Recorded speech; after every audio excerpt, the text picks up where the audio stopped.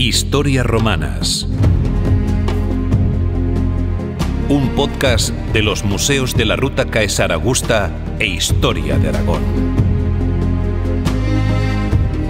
Un viaje al pasado de la Zaragoza romana. Historias Romanas. Con Sergio Martínez.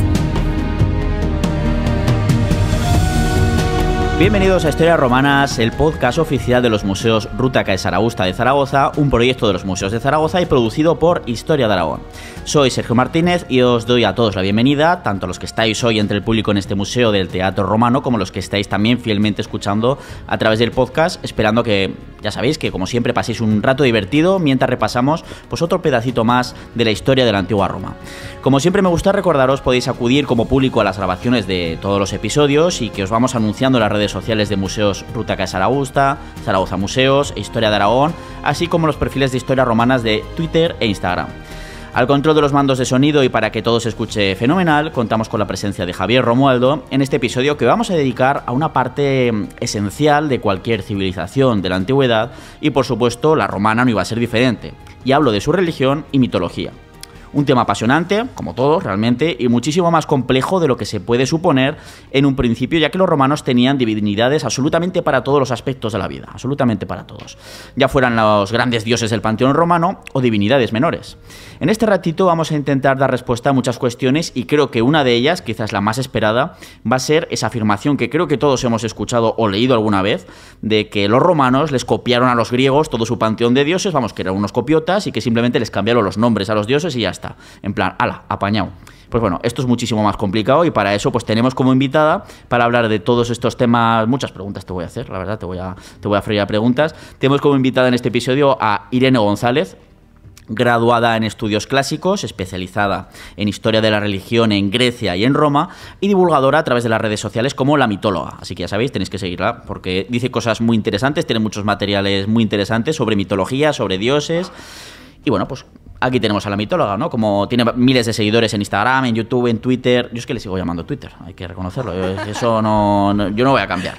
Lo siento, Elon. Y bueno, pues otros canales en los que desarrolla contenido de diferente tipo sobre mitología, religión, griega, romana. Y bueno, como sobre todo también la gran pervivencia que incluso tiene hoy en día en todas las facetas de la vida, ¿no? En el arte, por supuesto, y en muchas cosas más. Así que bueno, sin más dilación, Irene, te doy la bienvenida a Historias Romanas. Muchas gracias.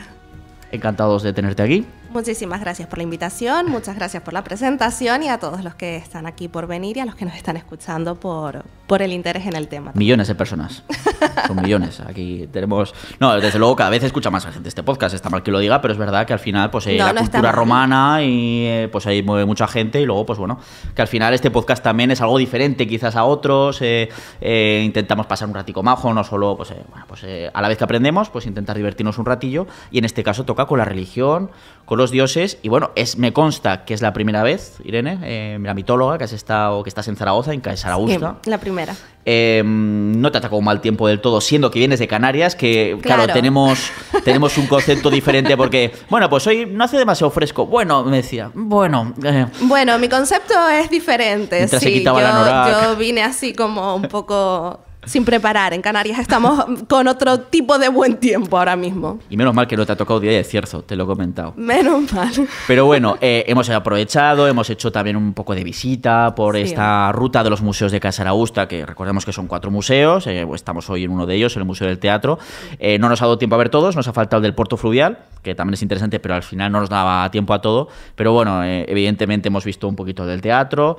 El de las termas, bueno, se ha quedado ahí porque justo nos ha pillado. Luego me parece que haremos... después, corriendo. Sí, y también el del foro, por supuesto, que en cuanto a tamaño, pues junto a este es más grande. Y bueno, pues ¿qué te ha parecido? Ya sabes las consignas que te he dado. En plan, Roma maravilloso, horrible en comparación con esto. Precioso, impresionante, tan bien cuidado, tan bien preparado. No, obviamente... Pues, a ver... No, la verdad que ha estado muy bien. La única pena es que, claro, es un viaje express, entonces me da tiempo de ver cositas como muy contadas. Yo, quien me conoce un poco, sabe que tengo una predilección absoluta por el teatro y, claro, pues evidentemente he disfrutado muchísimo paseando por el Museo del Teatro. Además me lo has dicho y digo, bueno, pues vamos a acelerar y así estamos más ratito ahí en el Museo del Teatro. Le he podido dedicar más tiempo, además... y esto sí es verdad, más allá de las consignas, que también son ciertas, pero oye, me han obligado un poco a decirlas. Pero aparte de eso, me ha gustado muchísimo el teatro y me ha gustado muchísimo poder ver... yo tengo una obsesión con las orquestas de los teatros, ¿no? Con esta zona donde se ponían los actores, donde estaba el coro... Y con los suelos, con los mármoles, y hay un montón de fragmentitos de mármoles de diferentes lugares. Sí. Me parece muy interesante y encantador. He estado ahí haciendo fotos a todos los fragmentitos que he podido y la verdad que he disfrutado mucho de la mañana. Yo también, la verdad, nos hemos pasado muy bien y bueno, pues hemos hecho pues un poquito esa visita que, como siempre recomendamos, por supuesto. Tampoco la hemos obligado demasiado, es decir, que está todo... No, está bien. También me ha gustado mucho pasear y poder ver la zona de la cloaca hasta que hablaste de lo que pasaba por ahí. Cosas... Escatológicas. O sea, este tipo de cuestiones. Yo siempre lo que digo. Sí. Yo estaba allí dentro diciendo, ay, qué bonito, paseando, mira todo, ¿qué? Hasta que dijo... Es una chulada. Siempre que hacemos aquí... esa visita, digo, claro, la gente se queda muy, oh, qué chula la cloaca. Y digo, sí, pero piensa que si estuvieras aquí hace 2000 años es que no te iba muy bien en la vida. La primitiva no te había tocado, desde luego. No. Porque estabas ahí y dices, señores, se ha quedado ya esto un poquito sucio, se ha quedado un poquito demasiadas cosas que pasan por ahí, hay que limpiar. Y bueno, evidentemente no iba a ir ningún patricio o ningún ciudadano romano a limpiar esas cloacas. Esa cloaca que podemos visitar un buen tramo en el Museo del Foro, en este caso. Lo recomiendo. Y cuando estén dentro piensen. Y disfruten también. Que bueno, que al final tenemos la suerte de verlo de otra manera, ¿no? Pero bueno, es también ver un poquito no lo monumental que se suele ver en otras ciudades muchas veces de los romanos, sino algo tan importante también como lo que sustentaba todo ello, ¿no? Y el que hacía también funcionar a una ciudad totalmente, romana. Que han hecho los romanos por nosotros. O sea, al fin y al cabo es una de las cosas, yo creo, no sé si de las más importantes, pero sí. O sea, me parece imprescindible conocer también las cosas más básicas, más del día a día y que tienen más que ver con la supervivencia de la ciudad más allá de lo monumental. Exactamente. Bueno, pues si te parece, vamos a empezar porque si no, nos pasa lo de siempre, nos quedaremos sin tiempo. Te diré, Irene, 1 minuto y medio, tienes que decir todo lo que tenías que decir. Bueno, así que vamos a empezar con esta pues, especie de mesa redonda, en la que realmente es más triangular, porque va todas las preguntas hacia ti. Venga. Y bueno, triangular no sé, pero es igual. La antigua Roma, como decimos, igual que el mundo griego y cualquier otra civilización de la antigüedad o de otras épocas también, ¿no? Pues evidentemente estaba rodeada de mitos en su día a día, en su propia religión, ¿no? Pero esos mitos también afectaban muchas veces, igual que la religión, a cualquier circunstancia de la vida. Ya lo comentaba antes, que los romanos... Los griegos imagino que también, que yo ahí no me manejo tanto, pero tenían dioses absolutamente casi para todo, para cualquier circunstancia de la vida, podríamos decir, sí, ¿no? Bastante. Pues vamos a empezar por el principio, como se suele decir, y Roma no iba a estar imbuida, o sea, sin estar rodeada de mitos y de religión, en un momento tan importante como, según su tradición, obviamente, su fundación, la ciudad de la propia Roma, ese 21 de abril del año 753 a.C., en el que un día todo era campo y al día siguiente ya teníamos Roma construida. Que evidentemente no, esto es la tradición. Pero bueno, hay que tener en cuenta que hubo multitud de versiones sobre el mito famoso de Rómulo, Remo, la loba, que hay muchísimas versiones que luego nos ha llegado prácticamente uno, al menos al público en general, ¿no? Pero hay muchísimas versiones de ellos. Hay incluso una versión en la que el hermano no muere. O sea, sí, es cierto. En que Remo no es asesinado por su otro hermano, por Rómulo, que queda feo, ¿verdad? Bueno, pues ¿cómo es a grandes rasgos ese mito fundacional, o al menos la versión más canónica del mismo, de la fundación de Roma? Primero me gustaría explicar sobre esto de las versiones, que tenemos tantas versiones porque la religión romana, igual que la religión griega, no tienen un libro canónico como podemos tener en religiones de hoy en día. Es decir, no había una Biblia, no había un Corán, no tenemos un libro que nos explique esto es así, palabra de Dios, esto es lo que sucedió. Lo que tenemos es literatura religiosa, pero no deja de ser literatura. Por tanto, cada autor, dependiendo, porque además estamos hablando de un territorio muy amplio y de un momento temporal también muy amplio, cada autor en su momento, en su lugar y teniendo en cuenta las condiciones de la sociedad que estaba viviendo en ese momento, crea su versión. Incluye cosas, elimina cosas, adapta cosas para hacerlo más permeable, más fácil de llegar al público de su momento. Entonces, por eso, tanto en la mitología griega como en la mitología romana, tenemos tantas versiones sobre las historias. No es que haya una correcta o una incorrecta, es que no dejan de ser literatura. ¿Que tenía una función social? Sí. ¿Que tenía una función educativa? Sí. ¿Que tenía una función religiosa? Sí. Pero no es palabra divina, no es canon, digamos, ¿vale? Entonces, efectivamente, hay un montón de versiones. Y para hablar de la fundación de Roma tenemos que irnos muy lejos y mucho tiempo atrás, porque el mito de la fundación de Roma empieza en realidad en la guerra de Troya. Casi nada. O sea... Nos vamos muy atrás. La guerra de Troya es esta famosa guerra en la que los griegos asedian la ciudad de Troya durante 10 años y finalmente esta ciudad termina cayendo gracias a la intervención del famoso caballo, que los guerreros se meten dentro y esto. Bien, ¿qué sucede? ¿Por qué nos vamos tan atrás? Porque hay un personaje muy relevante en la guerra de Troya para la historia de Roma, Eneas. Eneas es un héroe griego que parte de su peculiaridad y de su importancia reside en que es hijo de una diosa, de la diosa Afrodita en Grecia, Venus en Roma. Ya veremos después si Afrodita y Venus es lo mismo. ¿Está reconociendo que eran unos copiotas? Pues no. Que no. No. Estoy reconociendo otras cosas que te contaré más tarde. Bien, ¿qué pasa? Cuando la ciudad de Troya cae, hay un grupo de personas que consiguen escapar, de supervivientes que consiguen huir del asedio y de esta terrible caída que arrasa la ciudad, la quema. Y una de esas personas es Eneas, este héroe troyano que escapa junto a su padre, Anquises, que es el que hizo cositas con la diosa, y su hijo, Julo, Ascanio, según ahí el nombre que le queramos poner, yo le llamo Julo normalmente. Y él, pues, con un grupo de supervivientes consiguen huir. Y no vamos a entrar en los pormenores del viaje porque entonces aquí este hombre se pone a darme por debajo de la mesa para que acelere, pero vamos, es un viaje en el que van de un sitio a otro viviendo una serie de aventuras, de contratiempos, de situaciones tensas y finalmente llegan hasta el Lacio. Allí se encuentran con un rey latino que los acoge y Eneas se casa con Lavinia, su hija. Hasta aquí todo bien, hemos llegado. De momento no tenemos Roma en ningún sitio, pero ya hemos llegado a la zona.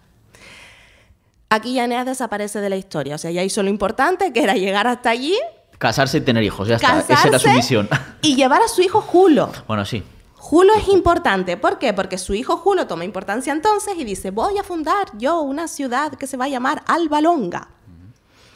Y funda la ciudad. Y ya aquí nos pasamos rapidito otra vez. La ciudad, él está allí, reina, y va pasando de mano en mano por diversos reyes hasta que le llega el turno a un señor, Numitor.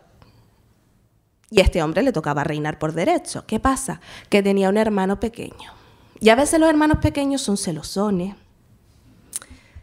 Y hay, no sé, rivalidad fraternal, vamos a llamarlo. Además se repite luego con el propio Rómulo y Remo. Claro. O sea, es que esto es un cliché. Este hermano se llamaba Amulio.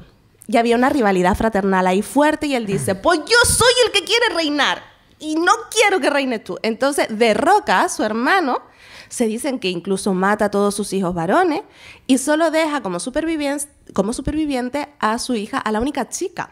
¿Por qué? Pues porque físicamente pues no la vería una amenaza, ella no iba a reclamarle el trono. Pero para dejarla viva le pone una condición súper importante y es que ella se consagre al culto de la diosa Vesta. Las sacerdotisas de Vesta tenían que cumplir una condición ineludible, importantísima, que era no tener hijos en toda su vida. Porque claro, si esta muchacha tenía hijos, iba a ser un sucesor al trono, le podía reclamar, lo podía derrocar a él, entonces él le dice, va, yo te dejo a ti viva porque la niña le habrá dado penita, pero tú no puedes tener descendencia. No te cases, no tenga chiquillos ni nada. Nada de nada. Así que sacerdotisa vestal y todo arreglado, todo apañado. Arreglado. Y ella acepta, porque bueno, entre las opciones, sí, bueno, se acepta. Entre que me maten y pues bueno, dices, bueno, me sale a cuenta. No sé si eso se puede llamar elegir, ¿vale? Pero digamos que la chica acaba siendo una vestal. ¿Qué pasa? Hay algo con lo que Amulio no contaba. La aparición de un dios. Ay. La aparición de un dios que se fija en la muchacha. De esto también hay versiones. Sí, también. De esto también hay versiones, porque hay otras que dicen que en realidad ella ya tenía ahí un amantillo mortal en la ciudad. A ver, no era tonta. Vestal sí, tonta no. Bueno, La versión general que nos llega a todos es que Marte, el dios que nosotros hemos identificado con este dios de la guerra, se persona ante la muchacha, y aquí hay versiones que nos lo quieren adornar como queramos, pero lo que sucede es que la viola. Hay una versión en la que festejan Sí. sin problema, y realmente la versión más es que, bueno, pues Marte hace cosas malas. Viola a Rea Silvia, Viola a Rea Silvia. que es una de las cosas que iba haciendo Marte por ahí. Bueno, es una de las otras. cosas que hacen los dioses en las religiones antiguas, pero entendamos que es una de las cosas que sucede en determinadas sociedades y que no tenían la misma visión sobre las relaciones sexuales y sobre el consentimiento femenino que podemos tener ahora. Es una especie de reflejo, quizás. Claro, exactamente. Al fin y al cabo, el sometimiento de la mujer al hombre, las relaciones... la mitología en general es un reflejo de la sociedad del momento. Estos dioses y sus historias son un reflejo de los humanos que los piensan, al fin y al cabo. No van a inventar algo, unas situaciones o unos momentos que no tengan nada que ver con lo que ellos conocen, al fin y al cabo. Y además sirve para fortalecer patrones de comportamiento. Quiero decir, si esto es lo que sucede y esta es la reacción de la diosa o de tal o de cual y todo el mundo, y esto es lo que pasa, ¿qué va a ser una mujer? Entonces, al fin y al cabo, parte de la función educativa de los mitos era asentar patrones de comportamiento. Pero eso lo seguimos teniendo en otras religiones que nos muestran, por ejemplo, parábolas en las que se nos dice lo que está bien, lo que está mal, actúa así, actúa asá. Las religiones utilizan este recurso para educar a la gente según sus necesidades, las de la religión, no las de las personas necesariamente. Entonces, viola a Rea Silvia. Era algo que sucedía, en aquel momento nadie se escandaliza, pero sí se cabrea Mulio, sí se cabrea porque se queda embarazada. Y entonces ya tenemos aquí, no uno, se queda embarazada de gemelos, tenemos 2 churumbeles. 2 posibles competidores cuando crezcan, si crecen. Exacto, que pueden vengar lo Claro. sucedido, intentar vengar el asesinato de sus tíos, el derrocamiento de Numitor, etcétera. Entonces, tenemos un problema. Hay que encarcelar a la niña. Encarcelan a Rea Silvia, versiones en las que muere, en las que no, en las que sea, pero la cuestión es que a los niños los tiene. A los niños los tiene sometidos en un cesto, bien por uno, bien por otro. Algunas versiones dicen para salvarlos, otras dicen para matarlos. Para matarlos. Como ustedes prefieran. Acaban en el cesto y van a parar al río Tíber.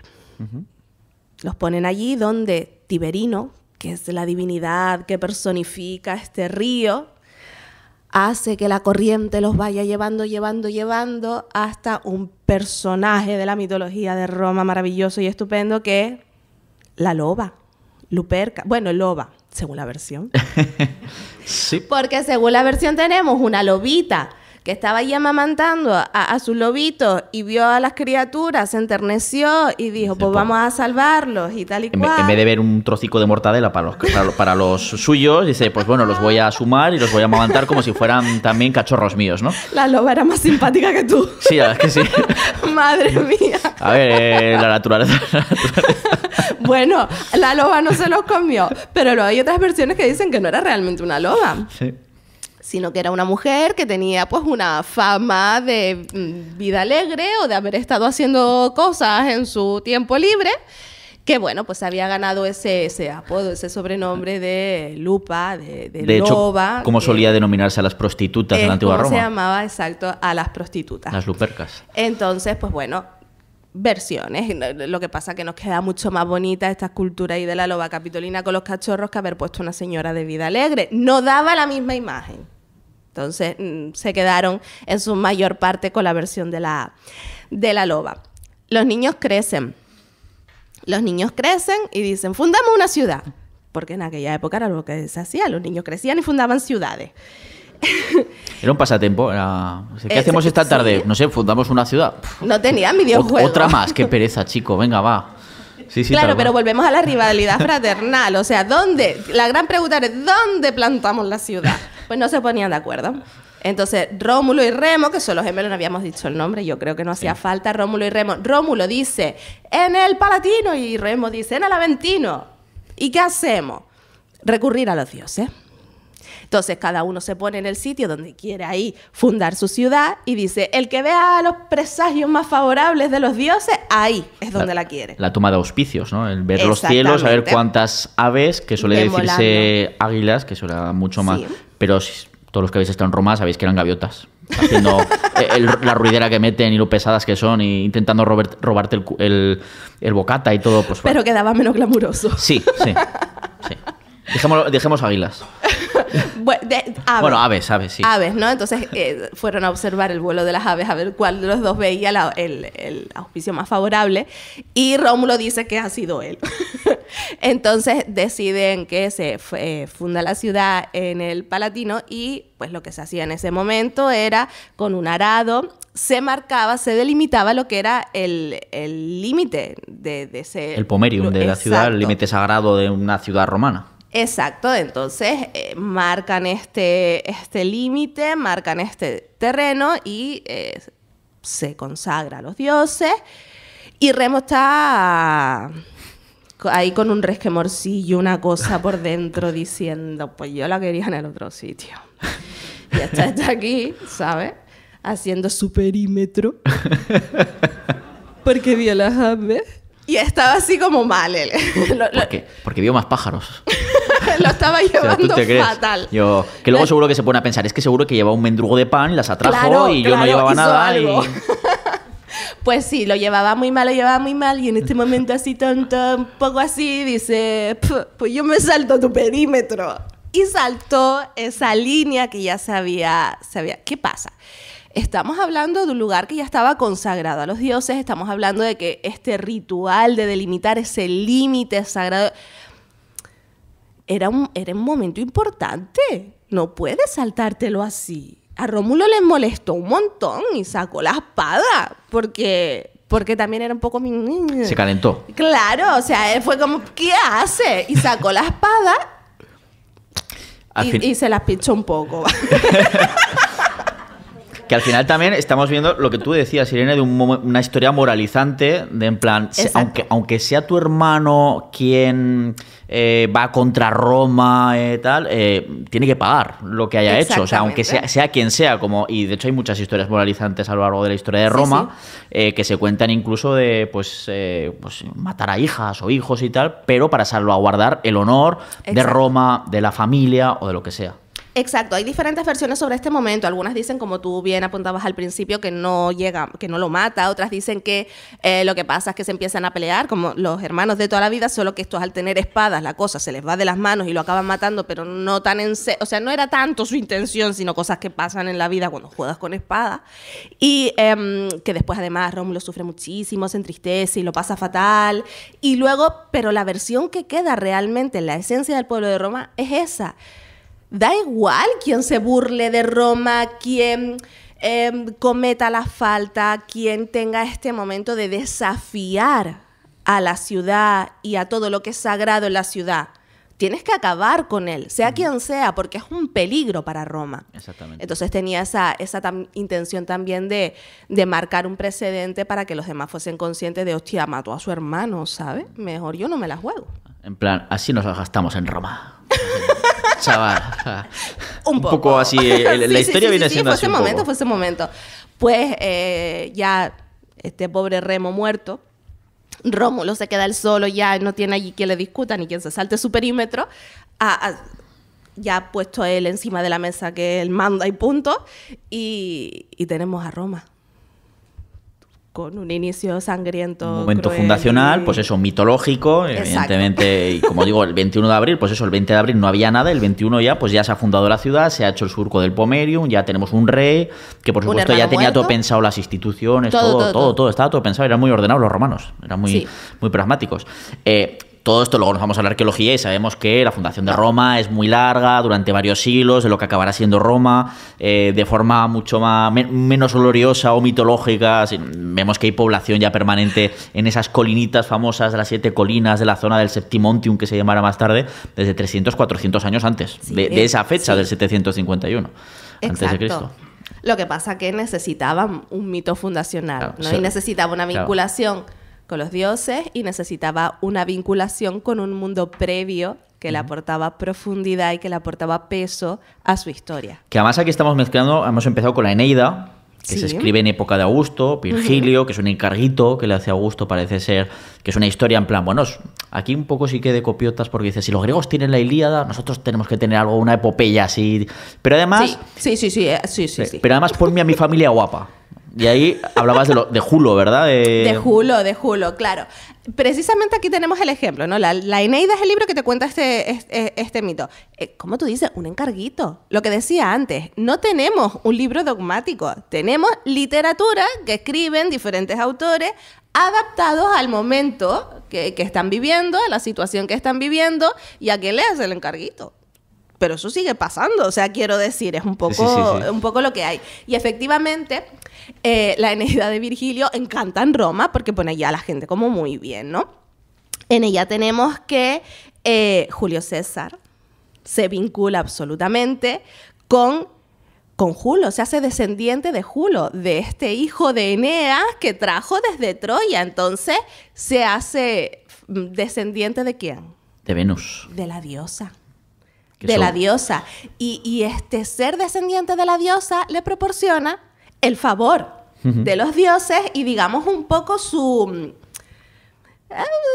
visto bueno a las empresas que él lleve a cabo, ¿no? Claro. Este chico nos gusta, es aquí descendiente Es que de los Julios de la en el guapa. currículum de gobernantes podemos Claro. presentarnos y decir, y el descendiente de la diosa Venus, queda chulo. Por ejemplo, la primera ampliación importante que hay del foro, de los foros de Roma, lo hace Cayo Julio César después de ganar la guerra civil y antes de que le entre un dolorcillo de unas cuantas puñaladas, de que lo maten, vamos.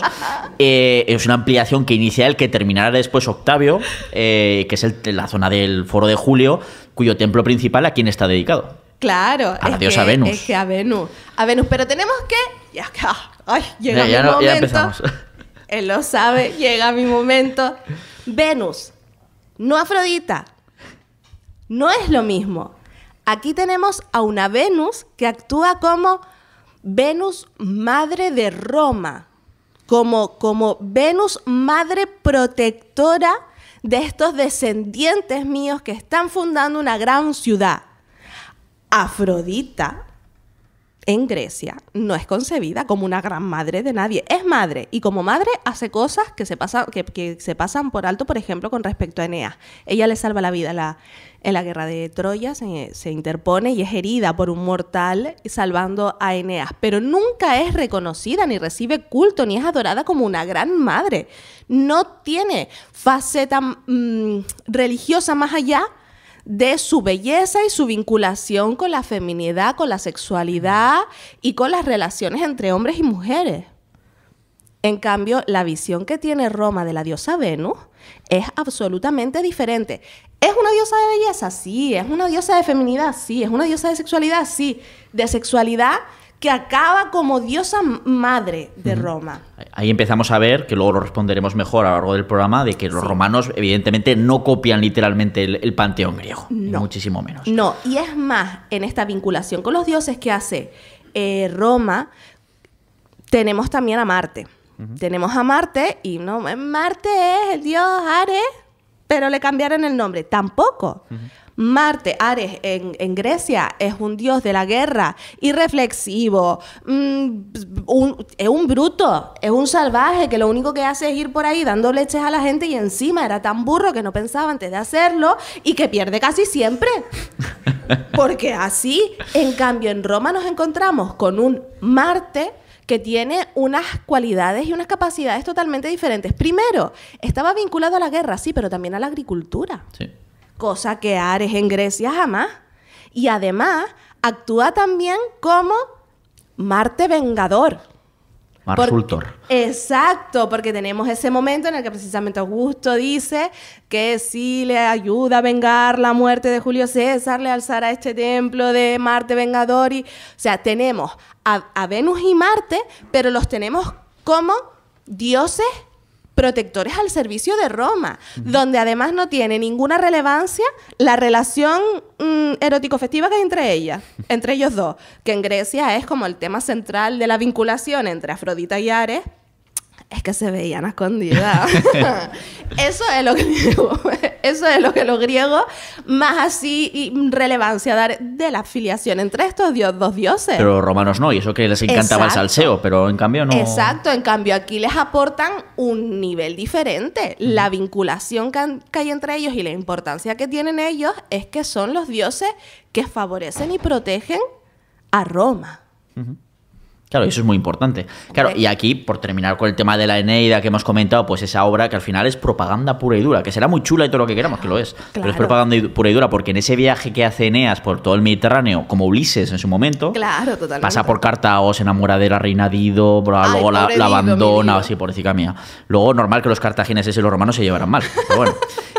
Pues una de las cosas, claro, Eneas tiene dudas. Hay momentos en los que dice, ¿para qué yo voy a continuar viajando con lo bien que se está aquí? Yo qué sé. Y ahí apareció, y al final hace viajes al inframundo en el que le muestran, digo, tú tienes que seguir tu viaje porque tu destino es ir al Lacio para que tus descendientes funden al Valonga, que a su vez fundarán Roma, y les muestra la Roma imperial. ¿De quién?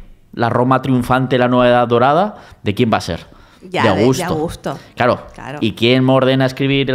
Claro. O sea, absolutamente. Nosotros venimos de allí y estábamos destinados a ser este gran pueblo que somos. Claro, así todo muy épico. Eso es. Pero propaganda vinculado a los dioses y a la mitología. Exacto. Romana, también un poquito griega, pero romana, al final. Un poco griega porque ese vincularse con un pasado anterior, con otro pueblo y con otro tal, aportaba profundidad a la historia, pero no deja de ser meramente decorativo en realidad. O sea, en el sentido de... Porque luego vemos que sí, nos lo vincula con aquello, pero no es Afrodita. Ya aquí nos está hablando de Venus, ya aquí nos está hablando de otra serie de cuestiones. Es simplemente como la decoración de decir, es que venimos de mucho más atrás y somos supervivientes Además de una guerra tan épica como la troyana. De un momento tan tremendo, los poquitos supervivientes que hubo de aquel... La destrucción de Ilión. De hecho, ahora vamos a hablar, como hemos comentado antes a Rea Silvia, sacerdotisa vestal, vamos a hablar del culto a Vesta, y también algún detallito de cosas que había en el templo de Vesta en el foro, porque había una cosilla que supuestamente había aportado Eneas hasta el Lacio y a que acabarán ahí. Bueno, vamos a ir hablando de ello. Vamos a hablar un poquito de quién era la diosa Vesta, un poquito pues esas funciones que tiene en Roma, las sacerdotisas. Podemos mencionar también lo que no podían hacer y los castigos que podía haber en caso de que lo hicieran. Todo tema erótico festivo, siempre. Lo erótico festivo no se llevaba bien con Vesta. Vesta era una diosa virginal. Y es una diosa que muchas veces pasa desapercibida y así, como que parece que no tiene mucho... Y en realidad era muy importante y su culto era muy importante. Porque las vestales, las sacerdotisas que estaban consagradas a Vesta, llevaban una vida que podía ser complicada. Ellas eran separadas desde niñas de sus familias, de todo lo que era la educación normal, este caminito que llevaba a las mujeres directamente hasta el matrimonio, hasta la reproducción, etcétera. Pues ellas tenían una vida totalmente diferente. Se las sacaba de todo esto y se las educaba a ellas en unos recintos solo para ellas, para que fuesen vírgenes, como ya hemos dicho, y para que se ocupasen de cuidar una serie de elementos que garantizaban la protección, la seguridad y el bienestar de Roma. Ahí es nada que presión para ella.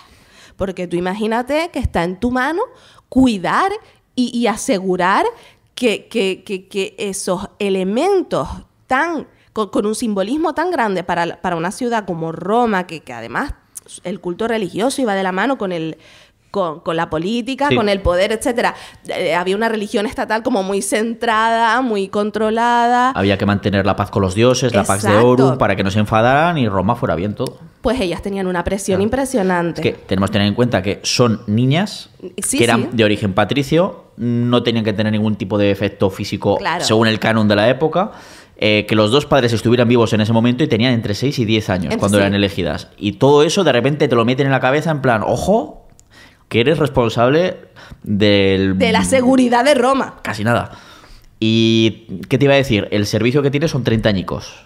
30 años, sí. Eran 30 años. Se supone que a los 30 años se les daba la posibilidad de abandonar el servicio a Vesta y podían casarse y tal, pero es verdad que como que muchas de ellas decidían no hacerlo y continuar con la vida que habían llevado hasta el momento. Hasta vestal máxima. Exacto. Entonces se quedaban con las vestales como haciendo un poco de guías de las niñas nuevas que entraban al sacerdocio. Algunas sí que se retiraban y se casaban, pero como que la mayoría ya ¿para qué? O sea, esto es lo que he conocido toda la vida. Imagínate, ya desde los 6 años te estás metiendo en la cabeza. Porque al final es educación, ¿no? Entonces, si a ti desde chiquitita te están diciendo tu caminito es el matrimonio, tu caminito es tener hijos, tu caminito, pues tú vas creciendo con esa idea, pero estas niñas no crecían con esa idea. Crecían con la idea de que lo erótico festivo está mal y si lo hace... muerte. Va a haber consecuencias Sí. muy malas para ti. Entonces, claro, luego de pronto llega un día y te dicen, ala, ya puedes. Pues mira. Pues igual no. Que hubo no casos sé yo que sí. si tengo un traumita, ¿sabes? Y no sé si quiero probar. Y ya tengo casa asegurada en pleno centro de Roma, en el foro. Exacto. Entonces, vivían bien. O sea, vete luego tú ya ahora a vivían vivir al bien, Aventino o al Quirinal o, madre mía, con las cuestas que era hay. una jubilación digna. Sí. O sea, se quedaban allí, se ocupaban de las chiquitas que entraban nuevas. Y luego también hay que reconocer que por la parte social las sacerdotisas vestales estaban muy bien consideradas. Muy respetadas. Eran precedidas por los lictores, igual que Sí, los sí, magistrados, es decir, una Sí, especie sí. de guardia personal. E incluso si el día en el que a un reo, a un prisionero, justo el día que lo iban a jubilar, si se encontraba sorpresivamente en la calle con una sacerdotisa vestal, quedaba libre. Sí. Sí, o sea, tenían mucho poder realmente. Parece que las dejamos como un poquito... las vestas. No. Ellas tenían muchísimo poder. Y su función principalísima era cuidar un fuego sagrado, un símbolo de la ciudad que como eso se apagara... Como eso se apagara en tu guardia, recibía de latigazo a la pobre niña por parte del pontífice ahí lo más grande, porque ponía en peligro a Roma.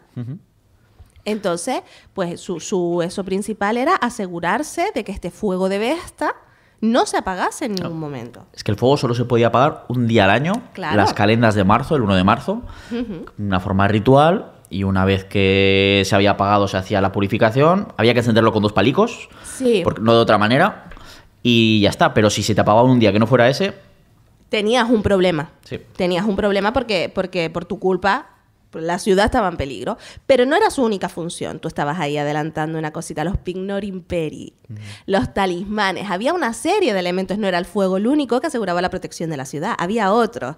Y él ya nos ha contado un poco, yo sé por dónde va. El Palladium. por ejemplo. El Palladium. ¿Qué es esto? Pues una figurita de madera que representa a la diosa, voy a decir Atenea, porque se supone que el Palladium estaba en esta maravillosa y mítica ciudad de Troya. ¿Qué pasa? Durante el asedio, que ya hemos dicho, los griegos están allí durante 10 años dando por saco y tal, antes de que se les ocurra lo del caballo, pues entre los griegos corre una profecía que dice que hasta que el Palladium, que lo tenían los troyanos, no esté en manos griegas, la ciudad no cae. Entonces se organiza una incursión por parte de 2 héroes griegos bastante importantes en esa guerra, que fueron el propio Odiseo, Ulises, y Diomedes, que es el que hiere a Afrodita, hiere a 2 dioses durante la guerra, Afrodita y a Ares. Era un crack el tío. Pues estos 2 deciden organizar una incursión, ellos 2 ahí se cuelan y tal, y roban el Palladium.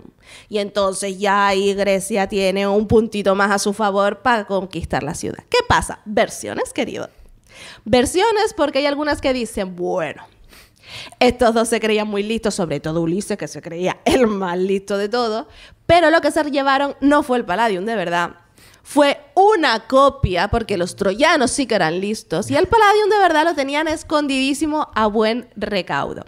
Y cuando Eneas consigue huir de la ciudad con este grupo de supervivientes, se lleva el Palladium original, se lo lleva por todo este viaje suyo que va dando vueltas de un sitio a otro, luego se lo queda a su hijo Julo, Alba Longa, pasa por todos los reyes, llega a Rómulo y Rem, todo, y el Palladium está en Roma y los custodian las vestales. Y ahí está. Menudo viaje. Claro. Y También digo que el Paladio tenía que estar ya después de recorrerse todo el Mediterráneo y tantos siglos. Pero bueno, ahí estaba. Ahí estaba. No cuestiones el mito. De hecho, los romanos acuñarán... Hay monedas que se han conservado en el que en uno de los lados aparece el propio Eneas portando a su padre, y también en la otra manica, que estaba fuerte el hombre, llevando la estatuica del Paladio. Se ve perfectamente en esas monedas y la verdad es que es bastante chulo, y es una de las cosas que custodiaban en una especie de sótano que casi nadie podía acceder en el templo de Vesta. Imagínate que te lo roban, o sea, perdona. También estaban los penates, Que eran como También. unas figuritas también de barro cocido, como una especie de ancianos con Sí. toga, que serían como los dioses protectores Los de protectores Roma, que no solo custodiaban Claro, el no solo fuego custodiaban el de fuego, Vesta. sino estos que se llaman los Pignora Imperi, que significa pues algo así como los talismanes del imperio, ¿no? Que son los que le proporcionaban la seguridad. Mientras Roma tuviese estos talismanes, entre los que se consideraba a veces el propio fuego de Vesta, mientras estos talismanes estuviesen a buen recaudo, todo iba bien. ¿Ves? Esto es como la Torre de Londres y los cuervos. Mientras Todo haya iba- cuervos en la Torre de mientras Londres... todo irá bien. Pero no solo eso, fíjate, las vestales también se ocupaban de otra cosa. De fabricar y de almacenar la mola salsa, Sí. que era como una especie de, a ver, para entendernos y salvando las distancias, como unas gachas saladas, un cereal cocido con Ya con sal. sal marina. Exacto. Cereal, Sí, era trigo, un cereal una cosa ahí, un mejunje. Un mejunje que se hacía, que era lo que se utilizaba para ungir a todos los animales que eran sacrificados en Roma. Y estamos hablando de una ciudad, pues eso, donde todo lo ritual tenía que salir Claro, bien. que eran inmolados, de ahí vendría un poquito Exacto. también lo de mola salsa, Sí, la mola salsa. inmolar. Pues tú imagínate todo lo relacionado con esta religión estatal, con todos estos ritos, con todo este culto, tenía que salir bien para que a Roma le fuese bien. Ellas eran las encargadas de fabricar y de almacenar este mejunjillo que se le ponía a los bichitos y tenía que estar bien hecho. Claro, porque si no los ritos se iban a hacer mal, los dioses se iban a enfadar y ya se había liado todo. Todo mal. Todo mal. Ellas hacían sacrificios también, no animales, nada de sangre. Ellas Sí, no no podían mataban tocar nada muerto, en ellas teoría. no tocaban bichitos muertos, ni los mataban. Pero sí es verdad que ofrecían a los dioses pastelitos y como eso, cereal cocido, como gachas y cositas que hacían con cereal. También custodiaban los testamentos de las gentes poderosas Sí, de Roma, ¿no? En la claro. casa de las vestales. También. Porque es que eran las cuidadoras de todo lo importante. Claro, es que- Eran las personas que se ocupaban de garantizar que todas las cosas que eran importantes para que el orden estuviese establecido. Porque tú imagínate que un testamento cae donde no debe. No sé por qué lo dices. Marco Antonio, No Augusto... sé, tú imagínate que yo tengo ahí acceso a saber a quién le está dejando tu cosita. Mal, eso eran riñas. Y ya sabemos que la historia de Roma, ¿qué nos enseña? Que la envidia es muy mala, que matamos a nuestros hermanos, que las peleas y que cuando hablamos de herencia y de poder, no hay familia que valga. No, desde luego que no. Hemos hablado de si la llama de Vesta se apagaba, latigazos y tal, pero ¿qué es lo que pasaba si se las pillaba o acusaba, que ni siquiera se les tenía por qué pillar, infraganti, en consumaciones erotivo-festivas, a las sacerdotisas vestales? Ya hemos dicho que algunas conservaban el traumita después, porque claro, no era agradable. Si te pillaban o se te acusaba o había sospechas de que tú habías mantenido relaciones, a ver, desde enterrada viva, lapidada, o sea, moría.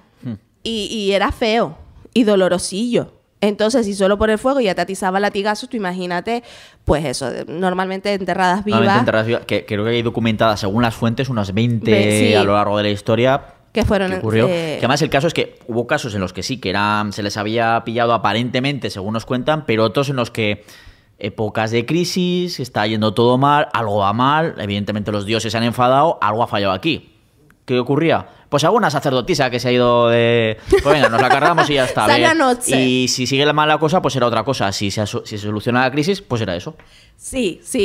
Claro, vamos a ver, antiguamente, bueno, lo de las falsas acusaciones lo tenemos además repetido en la historia infinidad de veces, pobrecita mía las brujas, que mal acabaron todas y no lo eran, ¿no? Pero es algo que ha pasado siempre. Y sí es verdad que las civilizaciones antiguas al final, pues cuando tenían momentos esos de guerras, de crisis, de enfermedades, de cosas que ellos no eran capaces de entender y de controlar, había que encontrar un responsable. Eso ya se hacía en Grecia también. Había que encontrar un responsable y había que acabar con quien estaba molestando a los dioses, porque ese tipo de cosas solo podían ser el resultado de que alguien había ofendido a una divinidad. Claro.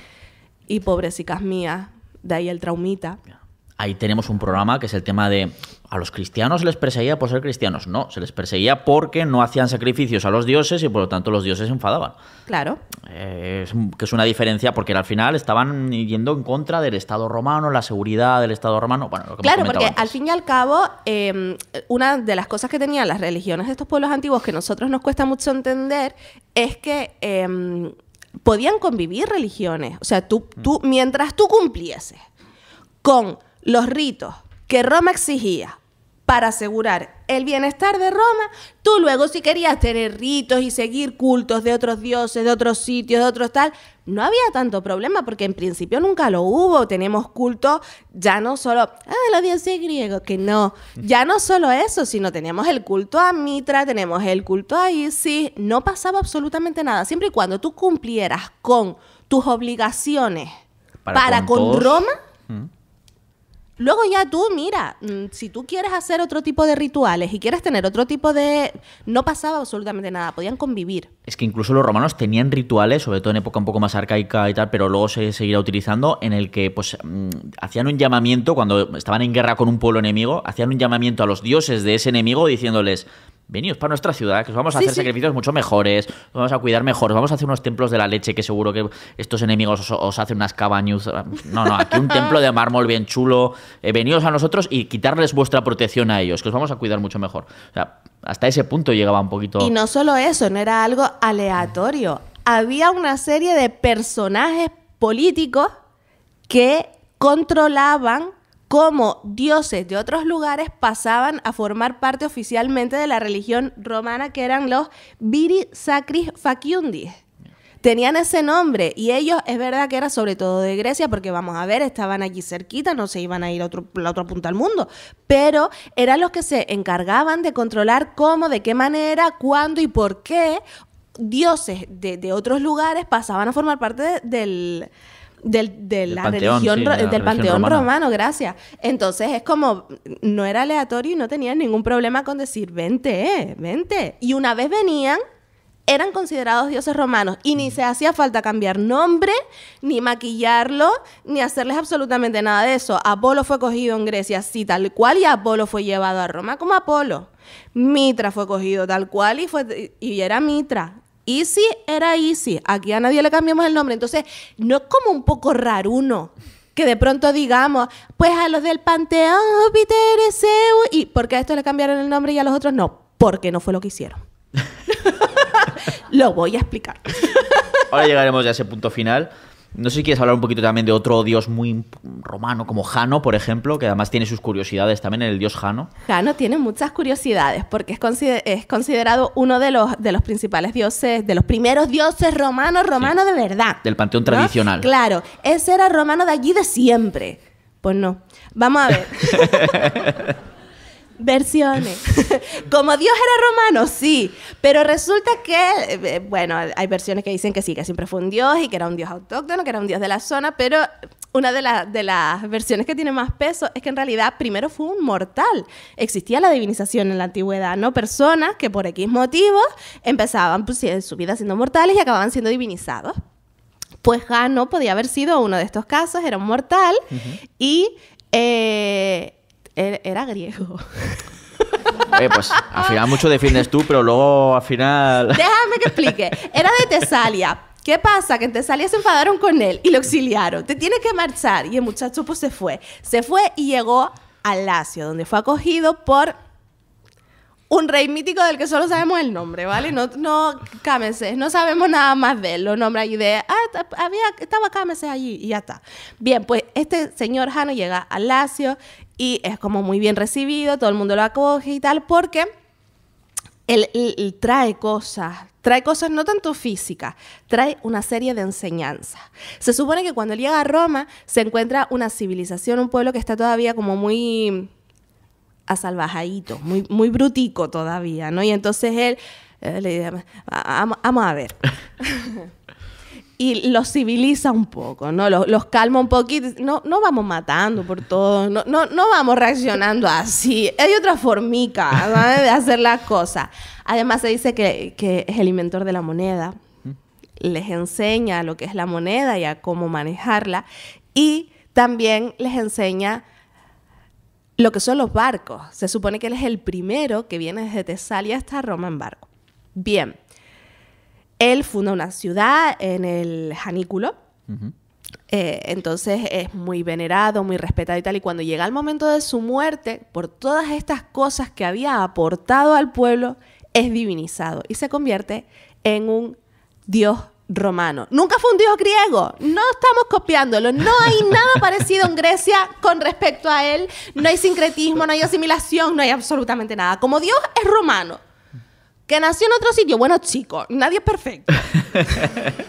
A veces esas cosas pasan. Bueno, el propio Rómulo, cuando es divinizado, según hay muchas versiones en las que su gente está hasta las narices de él y lo acaban matando y tal. Sí. Otros que su padre Marte le llama a los cielos, hay un rayo y pues sube a los cielos. Bueno, es divinizado y se convierte en Quirino.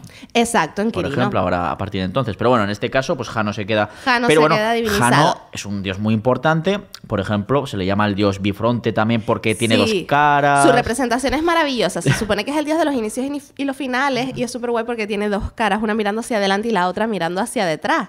Y aparece también representado muchas veces con una llave en su relación como dios de las puertas o con un báculo porque también es considerado el dios de los caminos y los trayectos en ocasiones. De hecho, se le dedica un mes en el calendario, Januarius, enero. Totalmente. Es el primer mes, está mirando al futuro y también al pasado. Y al pasado. Que está todo pensado. Está todo pensado, es maravilloso. Hay una relación increíble entre todos. Esto era la mitología del día a día. Y luego vamos al apartado más bélico porque había también un templo en el foro, ¿no? Sí. ¿Qué pasaba cuando Roma estaba en guerra con alguien? Voy a contar primero porque el mito. Sí. El mito, ¿qué pasa? Es divinizado y como dios se convierte en dios romano, protector de Roma, que ahí les ayuda y les guarda.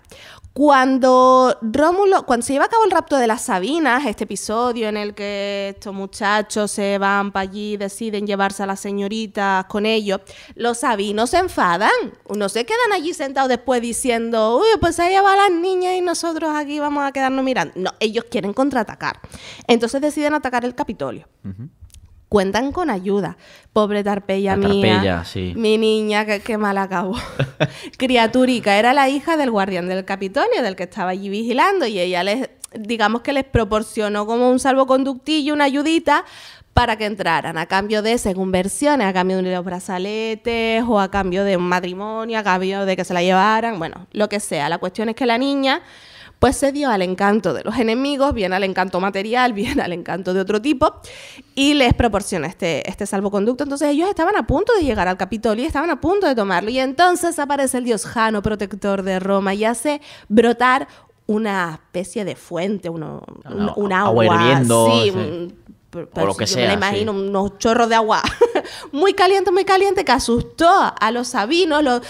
¿Qué es esto? Y quizás no. los quemó un poquito. Y entonces ellos huyeron y dejaron en paz el Capitolio. Entonces ahí Jano demostró su compromiso protector con Roma. Y desde entonces, a raíz de este mito, ese templo de Jano, cuando Roma estaba en guerra, tenía problemas ahí, momento bélico, dejaban las puertas del templo de Jano abiertas para que él pudiese acudir en su como si un dios necesitase puertas ahí en nada. Su escultura en el interior estuviera vigilante, porque si estaba la puerta cerrada, pues no se iban a enterar si atacaba a alguien. Esto es así un poco cogido con pinza, porque el dios no necesitaba verlo desde allí, pero no importa.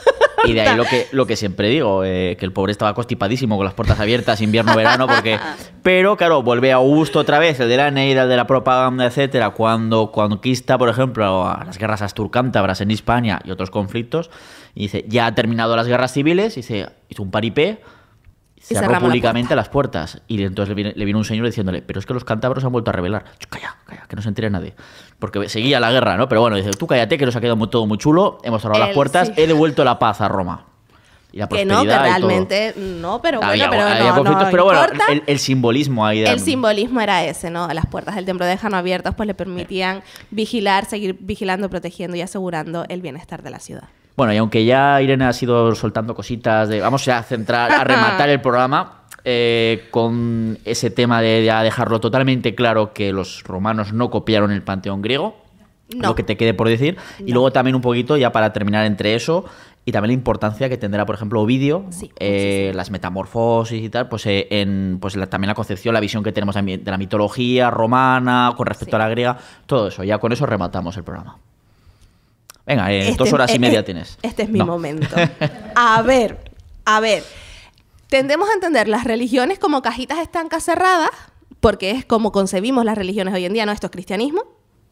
Esto es... No, vamos cerrando... Es que no quiero meterme a nombrar religiones actuales, que siempre es delicado. Pero vamos, que lo entendemos como cajitas cerradas, cada una en su punto y no tienen conexión ni relación.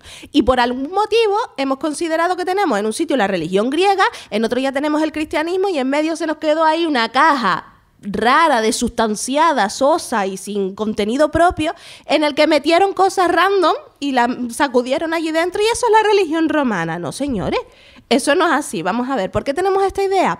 Porque desde que comienzas el estudio de la historia de las religiones antiguas, desde el punto de vista científico, en el siglo XIX, ya se transmite esta idea. Es en el siglo XX cuando ya empiezan a aparecer voces que dicen, vamos a ver, o sea, estamos hablando de una ciudad que ya hemos visto, donde el culto religioso está vinculadísimo al poder, donde la ritualidad es sumamente importante. ¿De verdad me estás queriendo decir que ellos no tenían dioses propios y que se dedicaron a irlo cogiendo por otro lado? No. Es que incluso tenían dioses secretos de los que no se podía decir el nombre para que los enemigos no los invocaran, igual que hacían ellos con los de los enemigos.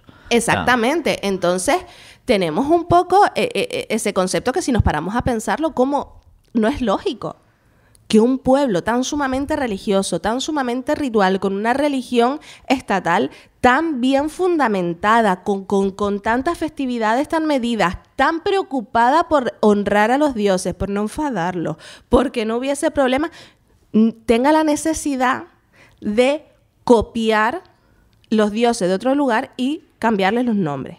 Ya hemos dicho además que en Roma coexistían dioses de diferentes religiones y que no pasaba absolutamente nada. Y vemos que conservaban sus nombres. ¿Qué sentido tiene que con Júpiter o con Hera o con... de pronto cambiemos un nombre? No tiene ningún sentido. Además que a veces lo hemos hecho mal porque decimos Cibeles es la rea griega. Mentira cochina. Cibeles es una diosa que viene de la costa menor asiática, que ya estaba en Grecia además y que era una especie de diosa madre muy antigua también y que no viene de ahí, que lo hemos entendido todo mal en realidad. Y como digo, existían unos personajes que se ocupaban de integrar a estos dioses de fuera con sus nombres, con sus atributos y con su todo. En el panteón romano tenemos a Apolo y tenemos otros ejemplos. Entonces, ¿qué nos ha pasado? Sí es verdad que existió una influencia griega en muchos aspectos. Existió influencia griega en la construcción de los templos, en la decoración de ciertos elementos, en la literatura, muchísima. Y este tipo de cuestiones sí afectaron a cómo nosotros hemos percibido la religión romana. Además, una cosa súper importante es que los romanos sí tenían dioses propios, pero no los representaban físicamente, no tenían ese antropomorfismo que tenían a lo mejor los griegos, no tenían ese tipo... Tenemos un texto de San Agustín donde ya Varrón decía que la religión romana de verdad no tenía estas imágenes y estas esculturillas, ¿no? Y que la estamos pifiando porque ahora vienen estos griegos. Y todos los textos antiguos que tenemos, ellos diferenciaban perfectamente entre los dioses griegos y los dioses romanos. ¿Qué pasa? ¿Cuándo llega la cagada? Pues la cagada llega con la literatura en realidad. ¿Por qué? Nombrabas a Ovidio. ¿Qué hace Ovidio o qué hace Virgilio en la Eneida? Intentar conectar a su pueblo con lo que viene de atrás para añadir profundidad. Y al hacerlo, dice, es verdad que había dioses que se identificaban unos con otros por pertenecer más o menos al mismo campo de acción. Pues eso, nosotros tenemos a Marte, ellos tienen a Ares, que es un dios de la guerra. ¿Es lo mismo? No, porque Marte tiene otras atribuciones, tiene otra serie de mitos, tiene otra serie de cultos, pero bueno, mismo campo de acción, ¿vale? Pues la literatura lo que hace es, o sea, identificaban un poco lo que eran los nombres y algún elemento simbólico, pero poco más, no su culto, no su profundidad, no el papel que representaban para el pueblo. La literatura que hace, ellos no tenían una literatura divertida como los griegos, ahí con chicha, con mitos de sexo, con mitos de... No lo tenían, no eran tan dados a crear este tipo de historias. Entonces, Ovidio, por ejemplo, dice, mira, pues yo voy a coger todos estos mitos griegos tan maravillosos, les voy a cambiar el nombrecico a los dioses con aquel en el que se identifican aquí en Roma, pero también se inventó, hay dioses que aparecen, fíjate si lo hizo bien, hay dioses que aparecen en la Metamorfosis de Ovidio, que mucha gente cree que son griegos, porque hasta el nombre, por ejemplo, Morfeo, todo el mundo cree que Morfeo es un dios griego, mentira cochina, aparece por primera vez en las Metamorfosis de Ovidio, pero hasta el nombre se lo hizo basándose en un término griego, morfo. Entonces él se inventa una serie de dioses, coge los mitos que le gustaron del otro lado, les cambia los nombres, les pone los suyos, y al final lo hila todo para unirlo con la historia de Roma también, como Virgilio en la Eneida y como tal, y ya está. ¿Y esto qué es? Literatura graciosa para el momento, porque era lo que querían leer entonces, pero no tiene nada que ver con el culto religioso. El culto oficial. Exacto. Vamos, que la culpa la tuvo todo Ovidio. Bueno. O casi toda. La tuvo la literatura del momento, que quiso adaptar estas historias, porque eran muy divertidas de leer, a su contexto histórico y social. Pero esto no afecta al culto de los dioses o a la imagen que los dioses proyectaban en Roma, que los dioses romanos proyectaban en Roma. Que el Marte de Ovidio en sus obras puede hacer cosas erótico-festivas, todo lo que le dé la gana con Afrodita y puede tal y puede cual, pero Marte en su culto en Roma no es eso. Una cosa es la literatura y otra cosa es el culto de la ciudad. Entonces ahí es donde tenemos el problema. ¿Qué pasa? Ovidio hace una recapitulación maravillosa porque lo coge todo. Él te habla desde el origen del mundo, del caos y de todo, que también su historia del caos no tiene nada que ver con la de Hesíodo, son totalmente diferentes, y te lo lleva hasta el final de la historia.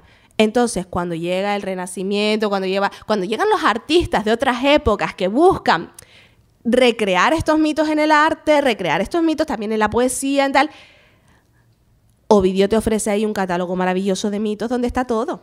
Entonces cogen y dicen, pero si son los mismos mitos que los griegos, claro, porque fue lo que Ovidio hizo. Ovidio, no la religión romana, Ovidio. Entonces utilizan sus libros, sus obras, para retomar la inspiración clásica, pues llevando a la literatura y llevando a la pintura todas estas obras que Ovidio contó. ¿Que la mayoría son mitos griegos? Sí. ¿Con los nombres romanos? Sí. ¿Esto es la religión romana? No. Chico, ojalá me lo hubieran explicado antes, porque queda súper claro, así da gusto. ¿Ha quedado claro? Así da gusto. Se ha entendido el concepto, ¿no? Es diferente. Bien. Me voy satisfecha. Bueno, pues la verdad es que yo creo que ha quedado muy claro. Además hemos tocado unas cuantas cositas de mitología romana, de dioses romanos, muy romanos, o no tanto, aunque sean origen griegos como mortales, luego bla, bla, bla, pobrecito Ajano. Pero bueno, ha estado muy, muy interesante y sobre todo, pues al final intentar dar esa respuesta que yo creo que se ha dado perfectamente de los romanos al final no eran unos copiotas, que no se copiaban en todo. Al final, pues bueno, pobrecitos romanos también, con todo lo que nos han dado.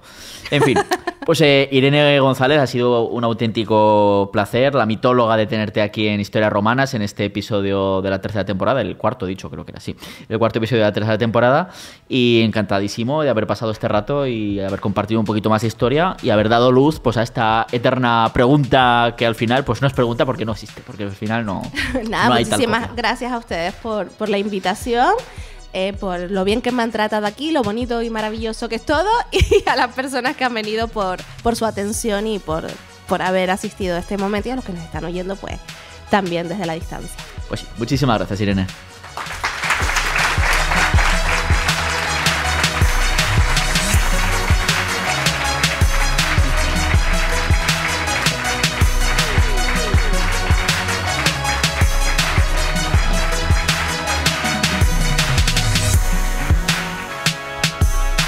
Gracias por acompañarnos en Historias Romanas y recordad que podéis vivirlo en directo en los museos de la Ruta de Caesar Augusta de Zaragoza y escucharlo también, por supuesto, en podcast cuando y donde queráis.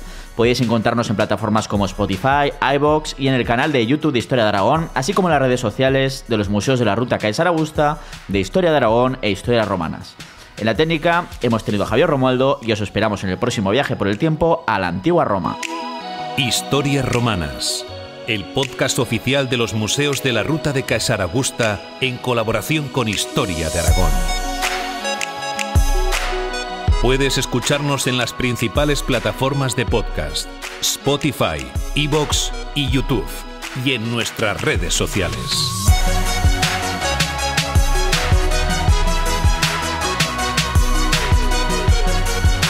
Historias Romanas.